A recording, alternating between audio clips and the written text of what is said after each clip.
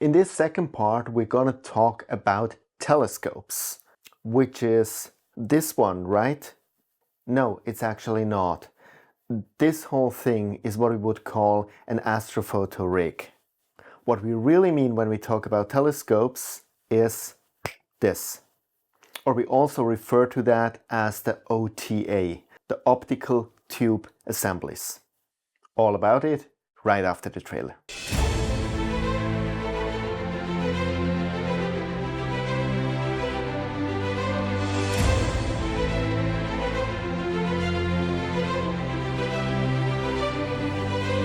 So usually when you start considering astrophotography or astronomy, this is what you care about. The telescope, right? This is what you look at, the different types, what you potentially could afford. And you believe that when you have the right telescope, everything else will be secondary and will fall in place. And as soon as you start to read about it, to go into forums, you hear these people who tell you, forget about the telescope. All that matters is the mount, and only then think about the telescope. And my answer to these statements would be, nope. But on the other side, there is something to it. From my point of view, we have to look at it holistically. Or we could also state it's an iterative process. Because first you need to know what telescope really captures the object in a way that you want. Then you try to find all the rest of the equipment which fits to this telescope, and then you start calculating if you can actually afford that, and then maybe you actually have to do some changes with the telescope based on that. So again, this is why you should actually look at all the 15 parts before you buy anything. But from that point of view, starting with the telescope is not wrong at all. But also to illustrate why they talk about the mount first. If you look at this whole rig, this costs around $17,000 as it stands here. The telescope on its own just costs around $1,000. So the thing that you thought, that's the main thing, costs probably almost the least of everything. So that just puts things a little bit in perspective. Now today we want to first really look into the different types of telescopes, the different characteristics you have to look out for. After that we will go on my computer. And there I want to show you the different brands, the different models, the different pricings, so that you have a good idea what could be for you, what could be not for you, what to look out for, and so on. And we will conclude the session that I give you a few more leads on the internet, which will help you to make your decision what telescope is for you and what not. So let's start with the basics.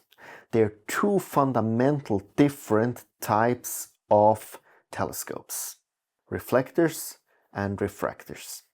It's confusing because they almost sound the same. This is a refractor. It has glass inside, lenses. Some have only 2 lenses, some 3, some 4, some 5. But the main thing to understand is the light comes in here, goes through the whole telescope and comes out here and goes from there to the filters, to the cameras, and so on. It's a straight line. The other thing we have is a reflector. It's quite heavy, so I'll put it down again and we will look at it later on in detail. So a reflector works with mirrors. So the light goes in, there's a mirror in the back, the light goes in front again, and then with the Schmidt-Cassegrains, like you just have seen one, it goes back again, there's a front mirror, and then it goes to the camera. There's another class of reflectors, and these are the Newtonians, like this one. Before we start looking at these two groups of telescopes in detail, there are a few things we have to consider which are applicable for all of them. There is 2 main criteria which are most relevant when you are buying a telescope. The one is the focal length. So for example, this here, the ASCAR FRA 400 has a focal length of 400 millimeters, and that's actually the same millimeters as you would have with your camera at home. A standard lens on your DSLR has 50 millimeters. A zoom lens might go up to 120, 200 millimeters. Perhaps the telephoto lens goes up to 300 millimeters. So you're thinking, so this has only 400 millimeters. I thought a telescope has to be ultra strong, but that's actually not true. The nebulae in the sky, they're actually pretty big. So you don't need that much a magnification, but you need a very good optical quality. The very popular telescopes, which have a smaller focal length than this one, 200, 260 millimeters. As a comparison, the Schmidt-Cassegrain, which I have shown you before, the big one, has 2000 millimeters. So it's a completely different class. And I don't say better or worse, just different. The other data point that is critical is the f-stop. And again, you also know that from your own camera. f2, f2.8, and so on. And the crucial part is that each full f-stop, the amount of light that is gathered doubles. So why is this so important? Astrophotography is all about gathering light. The more light we gather, the stronger is the signal, the lower is the noise. We express this in the signal to noise ratio. And so for fainter object, it's quite common that you gather 10 hours, 20 hours, 30 hours of exposure time. And so that means doubling the light that you can gather brings you down from 2 nights standing outside to 1 night standing outside. And that's just one full f-stop. So having faster telescope is not just a mere luxury, but it really makes a substantial difference in how many objects and to which quality you can gather them. So again, if we take here my FRA 400, you actually see it even here. You see the 400 millimeters and you see the 5.6, and that's the f-stop. So an f5.6 is neither ultra fast, not really slow. And if you compare that again with the Schmidt-Cassegrain I've shown you before, that is a f10. So that's very slow. And I think a last thing that you should always consider when you choose your telescope is the weight and the size. And this obviously especially if you want to go out to a dark side with your scope, or even when you want to use it for travel. And again, here it's important to know that it's not just the mere size and weight of your telescope, but the more weight the telescope has, the bigger your mount has to be, or the stronger and the more counterweights you have, which means everything gets even bulkier and heavier. Obviously, if you have a nice place at home to shoot and you do not have to carry around your scope a lot, this has less of an importance. And with that, let's look at these two groups, the refractors and the reflectors, in detail. And we start with the refractors. So I always use my FRA 400 here for this because it's quite handy, so it's easy to show you. But just as a comparison, this is my 103 APO. So this has 700 millimeters focal length. So I probably wouldn't stand here too long with lifting that. So what do you have to consider with a refractor? First of all, and that's absolutely crucial. So you can see here the text APO, and that's an abbreviation for apochromatic. Regular refractors, which you would use for visual astronomy, they give you chromatic aberrations, meaning around the stars there will be a little bit of purple or green. And you might have seen that also in regular photography, when there's a high contrast between bright and dark. And that looks definitely not great with astrophotos when you have around each star these colors. That's why you need telescopes which are corrected for that through special lenses, and they are called APOs. They're way more expensive than the regular refractors, but that's an absolute necessity. The second thing that you have to decide if you want an astrograph, like this here is, which means the picture that comes out at the end is already corrected, already flattened. So you do not need anything in addition. You just put the camera on the back and you get the perfect picture. This is very much in contrast to this monster here, which is a regular APO. So this is a triplet, so it has 3 lenses in there, but they do not flatten the picture. So what you have to do, you have to actually buy a flattener. And that's this part here at the end. So this is nothing bad. At the end, when you bought the flattener, you have exactly the same result as with the astrograph.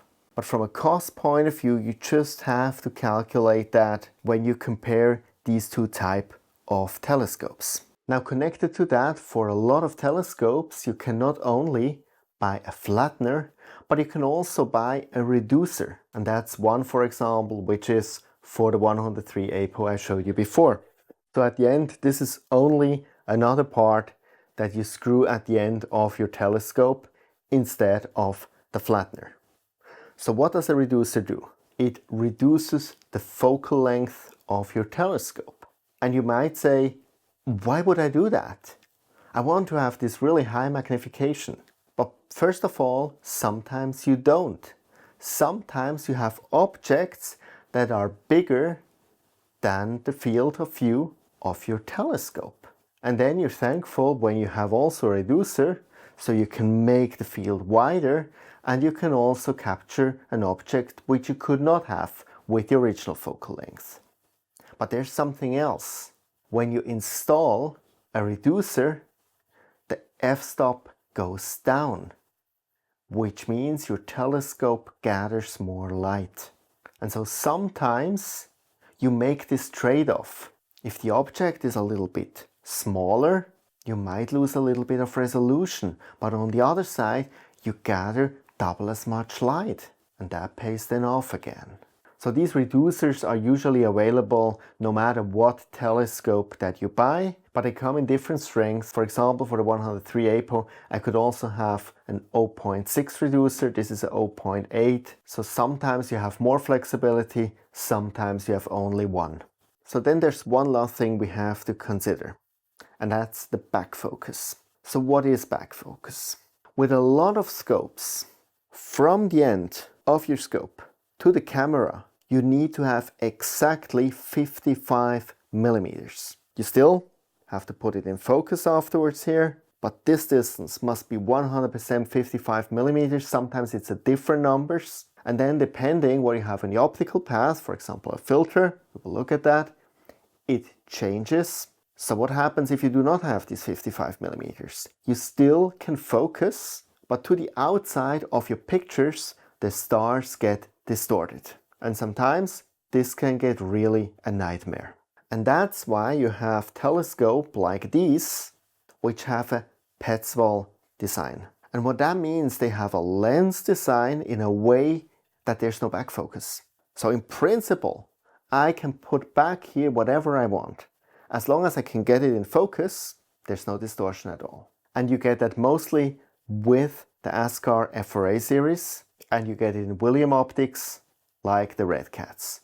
And we will look at that later on the computer. So much about refractors. Now let's go to the reflectors. So as stated, we have two different types predominantly, which in the amateur sector we're using. These are the Schmidt-Cassegrains, the SCTs as we call them, and they are the Newtonians. And to be clear, in principle, only the tube here is the telescope we're talking about. This is a CPC 800, which has already the mount kind of included, but when we talk about astrophotography, we would actually only use the OTA, the tube. So what are the advantages and disadvantages about reflectors? The big advantage is that they are cheaper and lighter, but this mostly applies for very high focal length.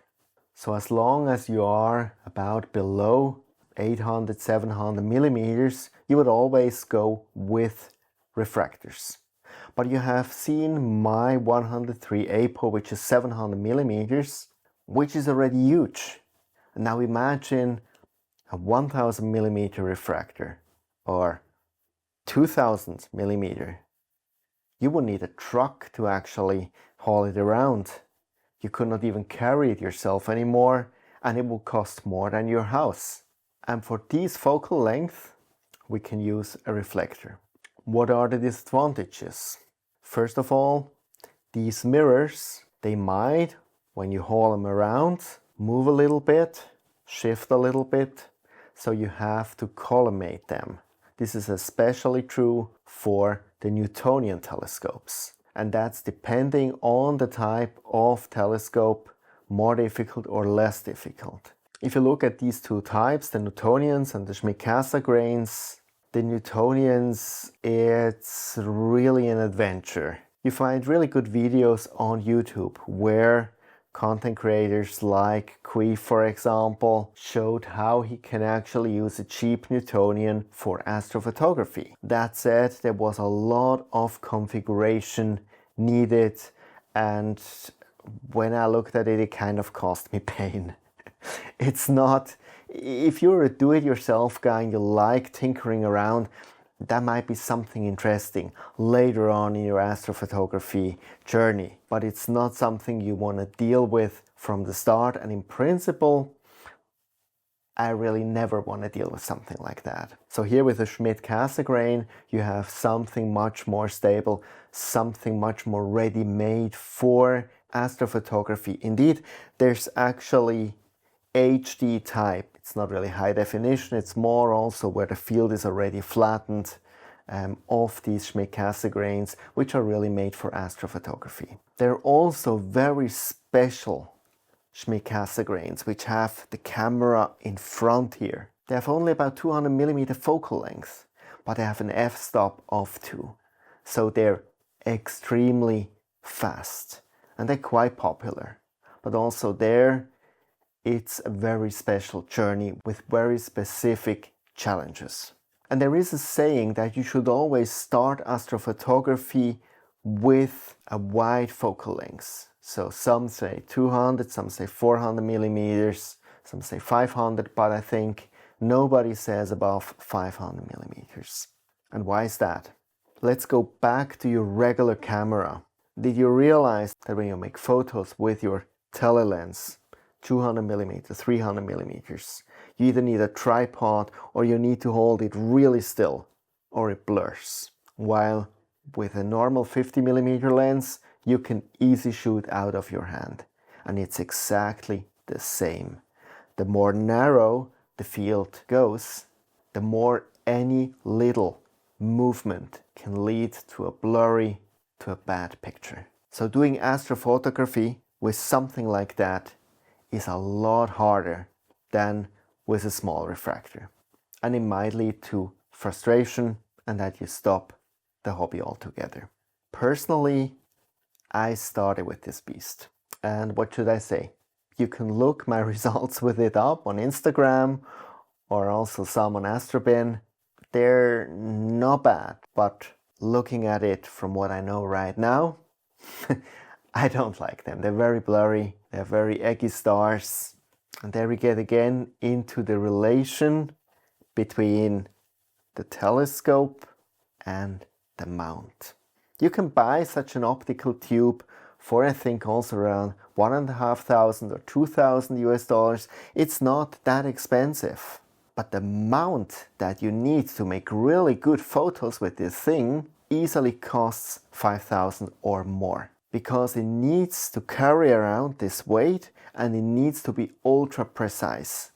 So while at the end it's your personal choice. But if you would ask me what I would recommend as a starting telescope into this hobby, I would say this here is perfect. It is not too wide that all the famous objects are coming out really small. It is still at a focal length which is easy to handle. It has a Peswall design, so no problem with back focus. So this is something which makes an entry into astrophotography really easy, really fun. You get a lot of good pictures out of it. But there are obviously other comparable telescopes like this one, and we will look at that in the computer. Welcome on my computer and welcome to Agena Astro. I will use this homepage here for all our shopping trips, but there are obviously also in the US other ones like High Point Scientific, in the UK First Light Optic, or in Germany Telescope Express.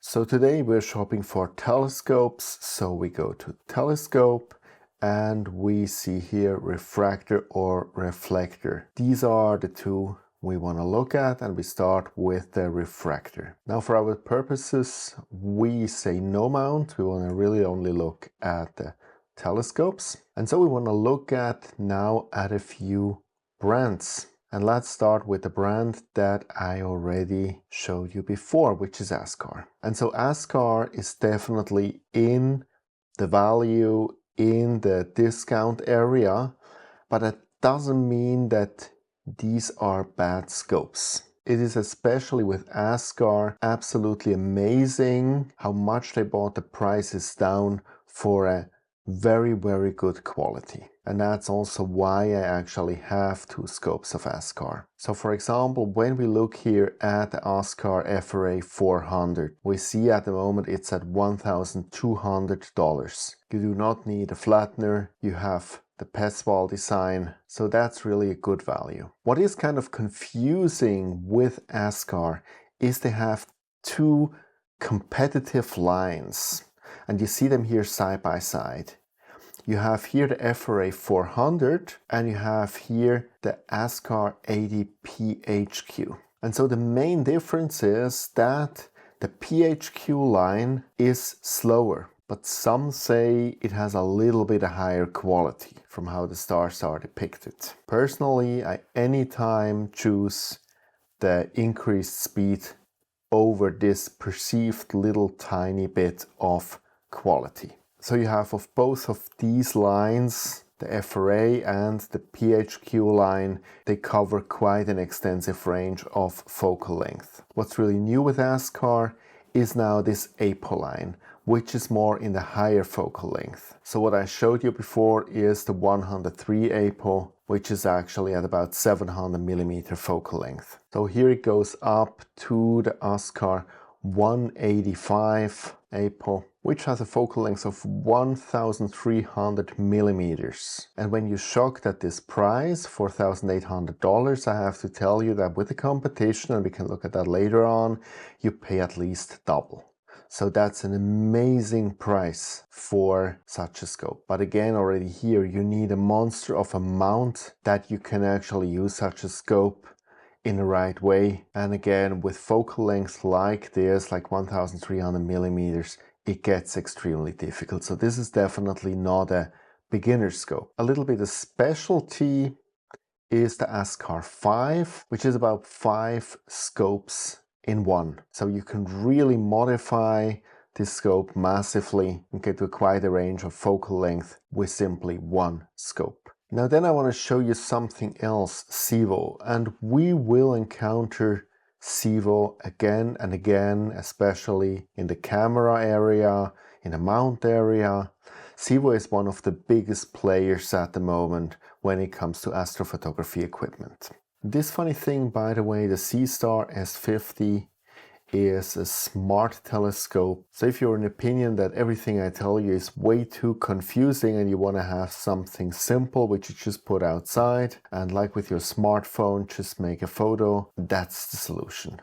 But that's not what we want to cover in this training. Now these telescopes, they're 100% the same as the PHQ ASCAR. And it's not like they copied them, they have a license actually with ASCAR to sell them.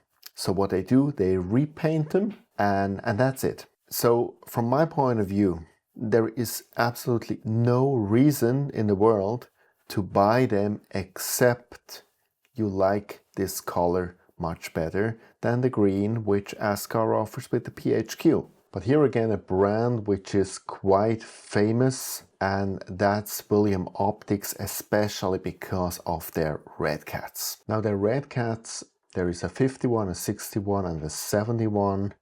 They're famous because they have also the Peswall design, so no back focus issues, and obviously they're simply beautiful in their red. So I would assume people buy them probably half because of the optical properties and half because of the design. It just looks stunning having an overall red scope. And they recently also have introduced these astrographs. And look again in their blue, quite spectacular. But obviously, looking at the price, they also have a substantially higher price than what we encountered before. So the question you will ask yourself, is it actually worth paying that much more? And I will link you a video of Dark Rangers Inc. where he actually reviewed one of them, and his conclusion was perfect quality, but at the end it's the convenience. So great focuser, very nicely built, but it's not the optical quality.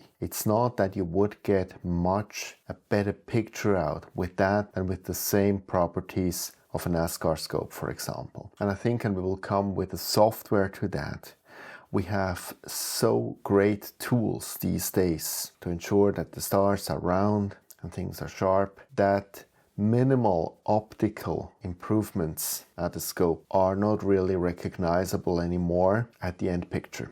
But on the other side, it's beautiful. I agree. So it depends again on how much money you overall have, how much money you want to spend on getting the greatest pictures, and how much money you want to spend on that your rig looks beautiful. These are all considerations which are very personal. And in the premium category, you find the Takahashi scopes. Takahashi scopes have the reputation of being one of the best scopes you can buy. But a lot of times it's the problem that they are out of stock and they have quite a high price. If you really want to get the very, very best scopes, then you have to go to Astrophysics. Their lenses still are sometimes handmade, and they have a reputation of being the best of the best. But that to a very high price, and usually you have year-long waiting lists or lotteries, so this is usually not something you can simply go and buy. Now let's go to the reflectors. And here let's start with Celestron. Celestron is a very famous brand which is really focused on the consumer sector. But where it gets relevant for us is really the Schmidt Cassegrains, because they, together with Mead, cover this sector. And if you want a Schmidt Cassegrain, there's practically no way around either Celestron or Mead, and their products are practically identical. So we have here these OTAs from 6-inch up to 14-inch, and then if you actually buy it specifically for astrophotography, you would look for these HD Schmidt Cassegrains, where the field is already flattened. And what you can also see here are these RESSOURCES scopes, and when you click on it, you see already here that they have a hole actually here in the front. That's where the camera comes, not in the back like you would have with the usual Schmidt Cassegrains. And besides that, you have some very interesting Newtonian astrographs, like this 130mm f2.8 Newtonian, which has about 400mm focal length. It looks funny, obviously it's very fast, but again, these things are more difficult to handle than a refractor. That's just something you have to know before you buy into something like this. And with a speed like that, you also need special filters and so on. So with all of that, I don't know if I helped you now or if I confused you even more. I think take your time, look through all of these brands, these pages, and I want to give you 2 other references on the way which will help you for your decision. And one is on YouTube. It's this guy here, Ed Ting. We also call him the Telescope Man. He's more a visual astronomer. He also does a bit of astrophotography, but he does amazing videos about telescopes, and he knows everything about every telescope ever made. So if you're interested in a telescope, have a look if he has a video on it, and you will hear everything in detail there is about it. And the second resource I would actually encourage you to go to is Astrobin. Astrobin is the Instagram of astrophotography. It's where everybody who seriously does astrophotography uploads his or her pictures. Now, how does that help you finding the right telescope? Now let me show you that. You go here on Explore, Equipment. Now let's go here on Telescope and you search for your scope. For example, the FRA 400 we looked at. Here it goes. And now down here you find all pictures done with the FRA 400. Now obviously it depends also on the camera that you have connected, but still it gives you an impression what pictures can be done with this telescope, how they look like, how good the quality is. So that's actually a great way to look if the telescope really can image what you're dreaming of. And let me give you a last idea. If you have any planetarium software, for example, I have here Starry Night, you can actually enter there a field of view for the telescope and the camera. And if I now look for an object, I can see how big the object actually will be within the field of view of my telescope. So what fits and what wouldn't fit. And you can create here different versions, one with a reducer, one without, one with different cameras, so that you get an idea if the telescope is for you or not. So we're back here. I know I might have forgotten a million things to say that probably will come now all in the comments, but I hope that I gave you a little bit of feel what really matters when you are on your search for your first telescope. I think your journey really starts by figuring out your favorite objects and what telescope you need to get them nicely in the frame. And then based on all that I showed you now, choose the right model that fits to you, to your aesthetic needs, to your quality needs, and also to your budget. So that's it for this video. I hope you're with me again in part 3 when we look at the mount.